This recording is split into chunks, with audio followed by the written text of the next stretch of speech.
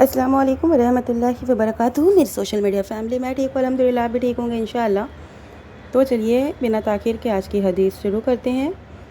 अगर अभी तक आपने मेरे चैनल को सब्सक्राइब नहीं किया है तो प्लीज़ सब्सक्राइब माय चैनल।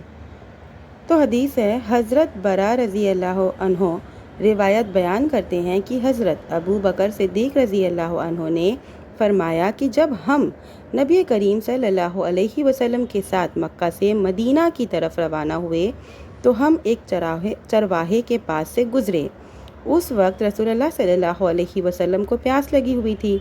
हज़रत अबू बकर सिद्दीक़ रज़ी अल्लाह ताला अन्हो कहते हैं कि मैंने आप सल्लल्लाहु अलैहि वसल्लम के लिए कुछ दूध दुहा, फिर मैं आप सल्लल्लाहु अलैहि वसल्लम के पास वो दूध लाया। आपने इसे नोश फरमाया, यहाँ तक कि मैं राज़ी हो गया। तो फ़वायद इस हदीस के हिजरत का सबूत मिला है, असबाब और वसाइल का इस्तेमाल करना चाहिए। नबी करीम सल्लल्लाहु अलैहि वसल्लम बशर थे, दूध पीना चाहिए, जानवर का दूध दूह सकते हैं, नेक लोगों की खिदमत करना चाहिए। अबू बकर सिद्दीक़ रज़ी अल्लाह अन्हु की फ़जीलत का बयान, प्यासे को पानी या दूध पिलाना चाहिए। नेकी से इंसान को शरह सद्र, सुकून और खुशी मिलती है। जानवर चराना हलाल कारोबार है। नबी करीम सल्लल्लाहु अलैहि वसल्लम मुख्तार कुल ना थे। तो उम्मीद करती हूँ कि आपको वीडियो हदीस समझ में आ गई होगी। अगर आपका कोई सवाल है तो आप मुझे कमेंट में पूछ सकते हैं। चूँकि रमज़ान का महीना है तो एक सवाल था, वीडियो ज़्यादा लंबी नहीं करना चाहती, पर मैं सोच रही हूँ कि ये सवाल भी इसी वीडियो में मुकम्मल कर दूँ। सवाल है, अगर किसी मरीज़ के बारे में डॉक्टरों ने ये फ़ैसला सुना दिया हो कि इसकी बीमारी लाइलाज है, इससे शिफा पाना नामुमकिन है, तो इसके बारे में क्या हुक्म है?